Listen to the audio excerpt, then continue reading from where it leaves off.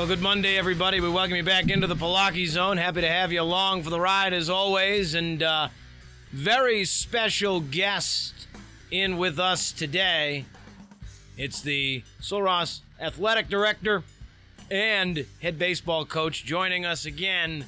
It's Bobby Mesker. Bobby, always a pleasure to have you with us, sir. No, I appreciate it, but always a pleasure for me to be here, and it's always fun every time we get to talk baseball or the athletic department. So. You bet, and we're going to talk about it. We're coming off a sweep of McMurray and the Warhawks, and really, Bobby, some good baseball throughout. But before we get into it, McMurray, they haven't won a conference game yet, and the Lobos are now 5-1. But convincing wins, 9-2, 4-0, and 9-4. And I think we saw a little bit of everything in this series. A game in which game one, up 2-0, 2-2 game in the sixth. Take the lead, keep it. Game two, the doubleheader, Saturday of game one of that doubleheader. 4-0 win. You get a shutout. The offense does good. The pitching does good. And then game three, down 3-0, have to claw back and then score 9 of the final 10 runs. I feel like we saw a little bit of everything from the Lobos in this series, and it was all good. Yeah, I believe so. I think you're touching on everything, especially this early in conference. You like that, where you see a little bit of everything, be able to come back from a deficit to win a ball game, and be able to hold leads late in a ball game to win. So second weekend of conference, opening up like that and having a little bit of everything that way is right where we want to be, and it's always hard to sweep. I don't care if somebody's hadn't won a conference game or they're 0-6 or not. It's hard to sweep anybody in the ASC, and I was glad to see the guys were able to get that done. So the pitching, first and foremost, your three starters, in which Sam Russell started game one, your ace, and he pitched well. Aaron Marquez had a good outing, and Cole Vetter was a little up and down, but he stood in there for 6 innings, and I'd say all in all, the starting pitching was really good. Yeah, I think the biggest part of that is getting deep into the games. I kind of challenged them early on in the year, and that was where we were struggling a little bit, is getting our starters deeper into games. When you have to go to the bullpen so early, it kind of taxes the bullpen quite a bit. So we really need starters to go 6 innings. They all did that besides Marquez, and he could have probably went through the 6, but we pulled him there in 5 2/3 innings and went with Merritt as the right call baseball-wise. But challenge all the starters. We need to get through 6 with those guys, and I feel like our bullpen's one of the best in the conference. I'm really confident in them. So, but it really hinges on those guys going 6 innings of good baseball, just competing and throwing strikes, and they did that. So one of the big sticking points from game one, at least for me, was first and third, 1 out. You go out, you talk to Russell, and you have a long conversation. Umpire has to come up and say, all right, guys, let's go. What did you tell your lefty at that point? Because right after that, next 2 batters, struck out swinging, inning over. And that was a 2-2 game, first and third, with 2 righties coming up against a lefty, and you stuck with your guy. Yeah, I think Sam's just like that. He's a guy that's really highly competitive, and when he's engaged and pitching at probably like a 9 out of 10, which is pretty high. Some guys need to pitch at like a 7 as far as intensity. Sam pitches better at like a 9. And when he's at that point, he's cutting the ball loose. He's as good as anybody in the conference. When he loses that edge just a little bit and takes a little off on the fastball, may not move quite as much. But when he's adding and subtracting and competing at like a 9 intensity level, so what that takes is every once in a while, it seems like it's better when I go out and tell him dig deep right here. We need the good Sam, the guy that's cutting loose, and you empty the tank right here. And that wasn't one of those ploys to try to let somebody get a little warmer in the bullpen. It was basically to do exactly that. I'm telling him we need you to get through 6. We challenged him early with that, and you finish these next 2 hitters, and this is right where we want to be. And he did it, and he got the 2 strikeouts. Actually, the 2 strikeouts were fastballs in and tied both those hitters up, and just great executed pitches. But sometimes it takes that to get Sam to the mentality we need him at. It's just a mound visit, so that's what it was for. Game 3, talk about Cole Vetter. He'd never started a game, at least this year, and he went 1-2-3 in the first inning. And he walked 4, struck out 4, but ended strong in that 6th inning in what was a jam for him in a close game at that point. What did you see out of him? Cole's the guy that's always he's got starting type stuff. I think actually he's probably got the best swing and miss stuff on the team as far as breaking balls. Got really good depth, hard to get any kind of contact. Some guys are weak contact guys, but Cole's got strike 'em out type stuff. His deal is always just kind of getting ahead of hitters and not falling behind where he could go to that secondary stuff. So, but he's always been a guy that we looked at could probably start. He's got the body type, he's got the frame, he's got the pitches. He just still learning how to compete and what it takes to get outs. But he's one step closer from watching him this weekend. So, he had two good inter squads leading into this weekend, and so we thought that we'd go with the older guy this weekend and see what we can get out of him, and he did exactly what we needed of him, and we got down 3-0 early, but he kept us right there, and then offense was able to tie it up and take the lead and keep it. So it was encouraging from Cole. So again, he's a strikeout guy, so we liked having that there. So now in Game 2, it was a little different with Marquez. He didn't go the 6 like we talked about. He ended with 5 2/3. His last at bat was a strikeout looking to the batter. Why the change to go to the bullpen? And it worked. And we can talk about the bullpen. They didn't give up a run the entire series. 6 total runs were given up, and they were all from the starters. Russell gave up 2, Vetter gave up 4, Marquez with none. But you decided after a strikeout to pull Marquez, go to Merritt. Right move, certainly. Talk about what went into that and the bullpen as a whole having an incredible series. Yeah, I mean, I have a lot of confidence in our bullpen and just the ability to get outs and compete and do what we need to, especially a guy like Peyton Merritt. He's done really, really well. I went out there I was taking him out of the game after that. Just from my experience after 10-plus years in the league and coaching at this level, you want to take a guy out one pitch too early than one pitch too late. And I've done that before, kind of leave a guy in there maybe a little bit longer and second guess it.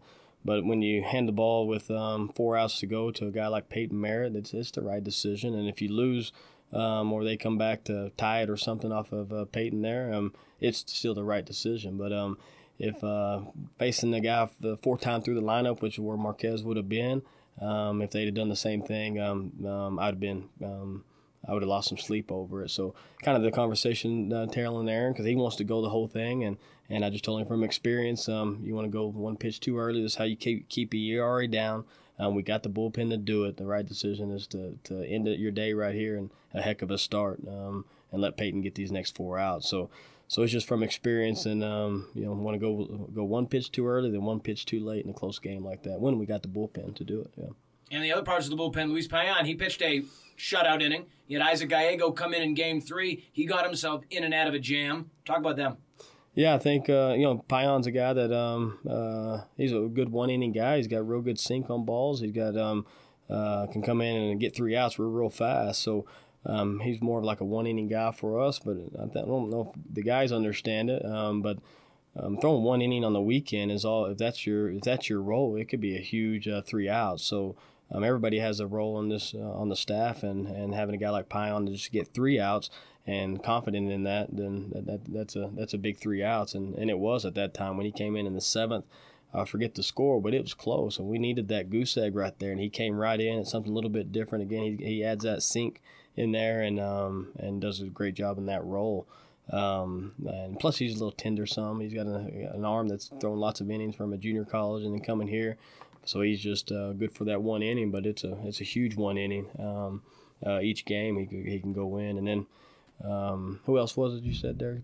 Gallego. Yeah, and then Gallego. And Isaac's just gotten better and better each week. We made some adjustments from the very first weekend, and kudos to him because he figured it out, and he's got some better rhythm and tempo. He's throwing strikes, and the cutter's good. Again, we look for some big innings out of him. Again, he's getting better and better. If we take away that first weekend when we go to Dallas, there's no telling what our ERA is as a staff and individually. I think they all drop.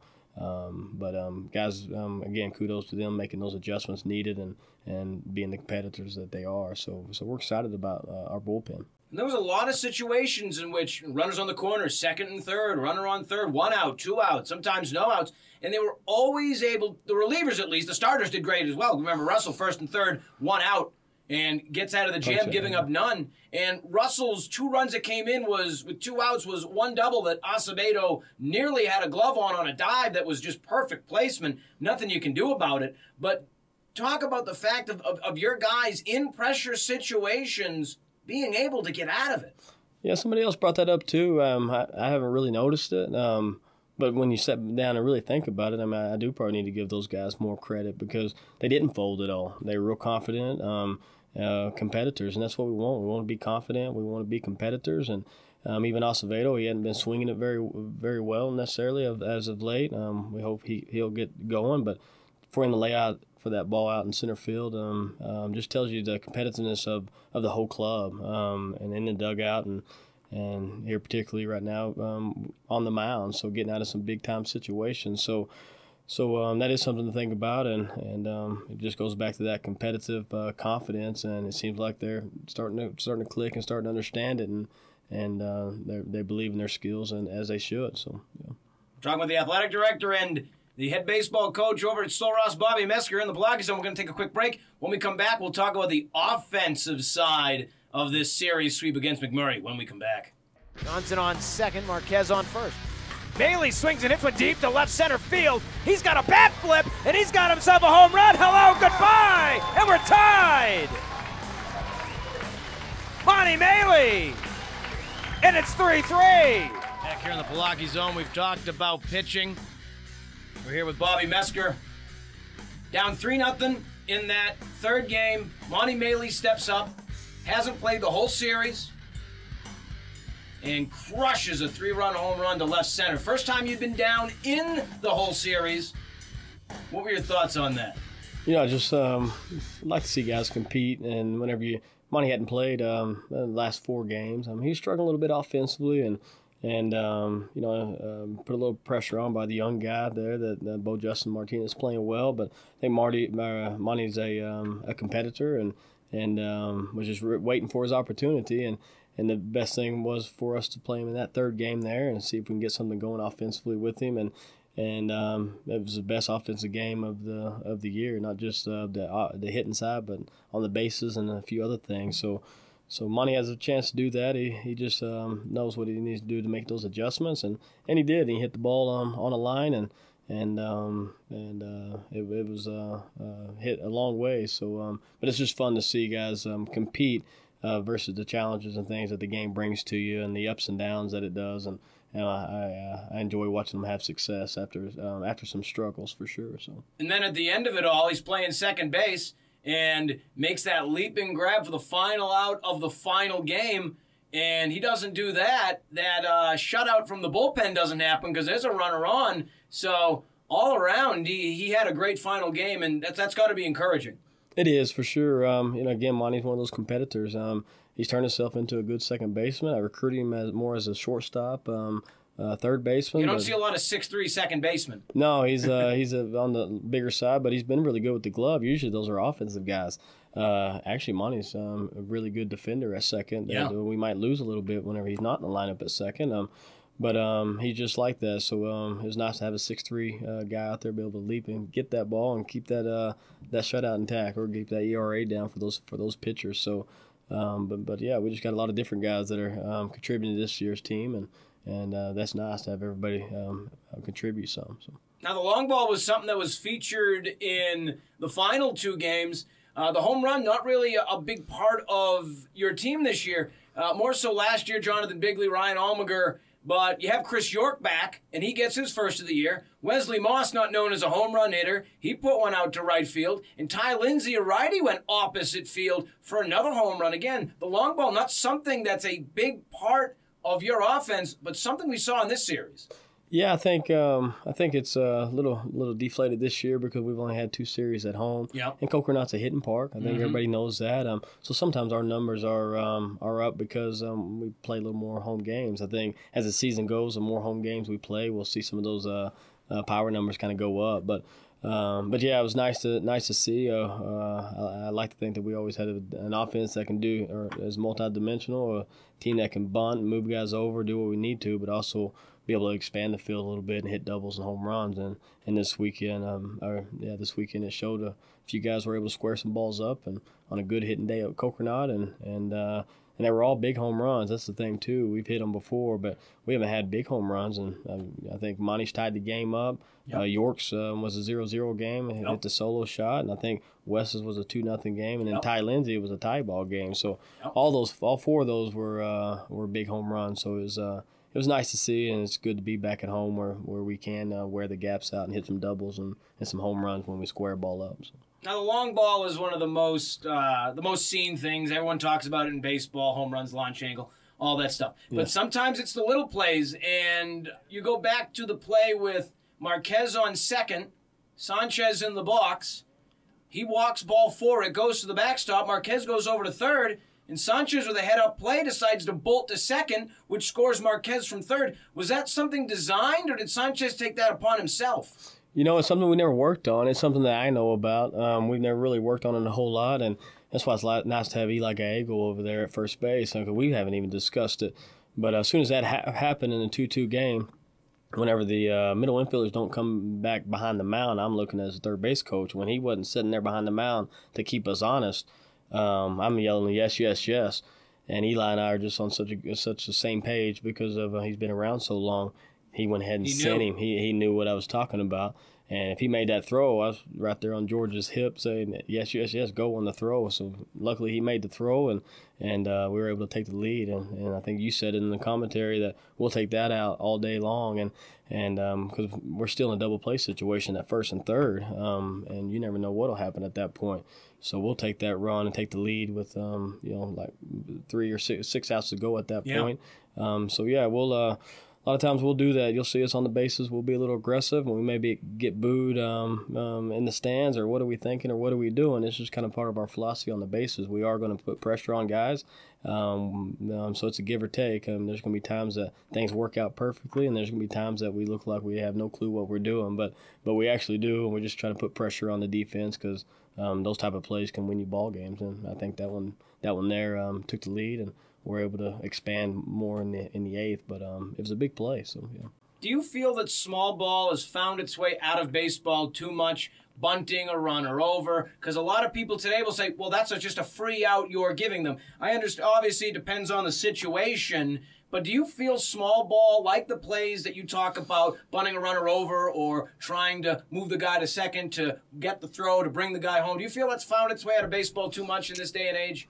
You know, I don't know if it's found its way out of baseball totally. I think, our program, we try to work on all those type of things, and we discuss those type of things.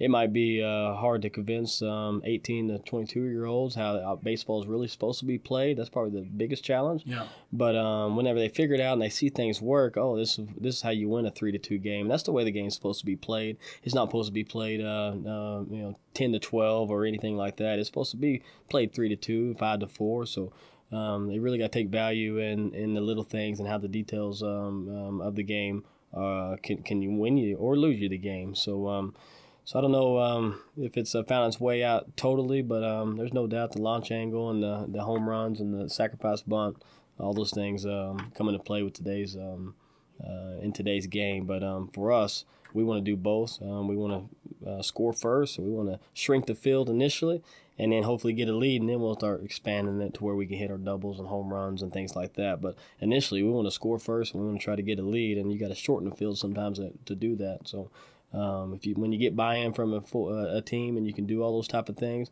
you can really have a chance of winning some games, and that's really what offense is. Offense isn't up there hitting home runs and doubles. It's your ability to score runs, maybe when you're not hitting so much in those close games.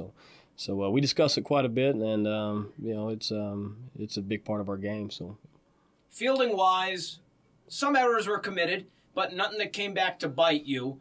I believe all the runs in the series ended up being earned, I do believe.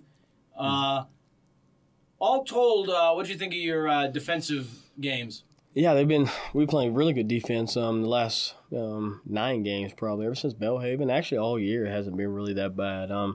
Matter of fact, probably a handful of our errors are pickoffs or pitchers or something, maybe throwing a ball away over there on a pickoff. But But we're feeling above a 960 is where you have to be considered a good team. We're at a 963.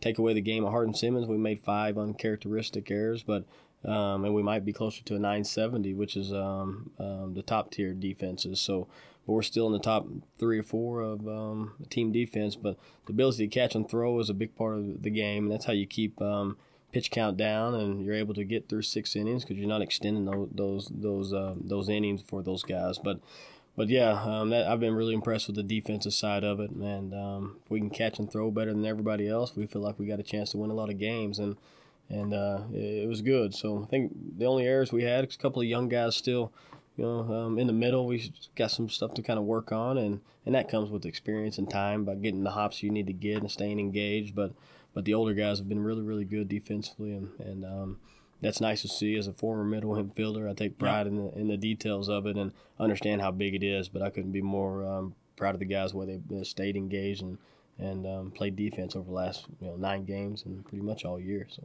I forgot to ask earlier when we were talking about it. Talk about the impact it's meant to the team to have Chris York back. Yeah, I think that's been huge. I didn't even know how much that it would come into play this year, but it's been really big for me on the coaching side of it. Is because York's been here now 5 years, so he's been around the program. He's got the right approach at the plate. You watch his at bats; it's right. And we don't have very many guys that have more than 1 or 2 years experience. There's just a handful of guys, maybe 3. So having his experience back and I know what we're going to get every at-bat. He's part of our 9-link chain together as far as offensively, and it's just good to have that kind of experience and things, and he's just matured so much as a person and as a baseball player. We're benefiting from that this year, so it's been nice. It's not every day you get to talk about all positives in sports. There's always something. Yep, you swept, you had convincing wins, a shutout win, a come-from-behind win. It's all good. But what, if anything, did you not like about the series? Did you tell the guys, hey, we got to do this better? Yeah. I try not to have post-game speeches anymore. After 10-plus years, I try not to do any of that. So we pride ourselves on working Monday through Thursday, and I'll communicate with some of the things we need to work on throughout the week. But game day is their game, and post-game speeches, win or lose, aren't always beneficial. So I haven't discussed with them particularly, but it's just little things, like the base running side of it. Like I think Wesley Moss steals third base with 1 out, which is what we're trying to do. Been coaching it ever since the fall, and then we fall asleep on the back end of it. We've done that a few times where we don't get the back end still. Yep. So it's just staying engaged, knowing what kind of baseball we're playing. In the bunt, we didn't execute a couple of the bunts that we needed to, and missed a couple of signs, a hit and run, and some other things. So just things that we just need to clean up and be better at. But we've put on a couple of pick plays. The guys executed really, really well. Almost got the back end guy on at first base at one time, and it bounced out of Tim's glove. So lots of good things, but the bad things are things we need to work on and clean up, or just the small ball, and understand how you win games and score runs sometimes. So but there's always a negative part, or not negative, but something we need to work on and clean up. But just the small ball type of the game, and understanding how important all that is, and base running and being aggressive but smart. So just those type of things. Finally, 5-1 start in the conference, 3 straight wins. Technically, it would be 4 straight in the conference, I believe, because you win win against Bellhaven, if I'm thinking about it correctly. Of course, I could be wrong, because that was in Jackson, Mississippi. I can look back here. Yep. Win. So 4 straight ASC wins, 5-1. You've got Howard Payne that, for some reason, has played 9 conference games already. Man. They're sitting at 9-0. Concordia 3-0. Laterno 5-1. The rest are behind you. How important is it to start out early in the conference, 5-1? Yeah, it kind of gives you an idea where you're at, and it's really nice to get a start like that. We haven't won 2 games in a row all year, so we just now crept back to 500. This is a 500 team. There's no doubt about it. So it's been nice to see getting back up to 500. But being 5-1 is right where we need to be, and sweeping McMurray was a big deal. So just take care of business this weekend and play it game by game, and probably even inning by inning if you want to break it down a whole lot. But we're going to go game by game and kind of see weekend by weekend and where we rank up. But this is just a fun part of the year where they all count at this point. There's not an inning or an out that isn't huge, and it's just fun keeping up with the standings and see where we're going to finish at the end of this thing. So, traveling to Belton, take on Mary Hardin-Baylor. This is a team that doesn't have a win yet in the conference either, 0-6. What do you do like McMurray to make sure you don't take them for granted? It's something we need to talk about this week. Something that coaches just need to, and some of the older guys like York, you can't take anybody for granted because the game will beat you. That's the thing about baseball. If you're better than somebody like in basketball or football and quite a bit better, I think that you can go out and just outperform somebody. But baseball has a way of being cruel to you. Yeah. You might square balls up with 2 outs and hit it right at a shortstop that would have been a big hit and things like that. It's just the way things go. So I think you got to respect the game, not just the opponent, but respect the game and what it provides from the opportunity every day. And you can't ever look at the opponent in our game. It's just a little bit different. So if we're just focused on baseball, playing good baseball, competing the way we need to, having great dugout behavior, great teammate support, and just play the game, you'll find that it'll reward you more times than not. But we for sure can't take Mary Hardin-Baylor, but more importantly, the game of baseball lightly, because it can be cruel to you. So Ross, Athletic Director, Head Baseball Coach Bobby Mesker. Coach, appreciate you always taking the time. 5-1, it's a good team. I've witnessed it. Come on out to Coconut when they play. You won't be sorry. Heck of an atmosphere and definitely a great product on the field. Coach, we'll be following you throughout the season, and thanks as always for stopping by. Derek, appreciate it. As always, same here. Yes, sir. Hey, we'll see you next Monday right here on the Pollacchi Zone.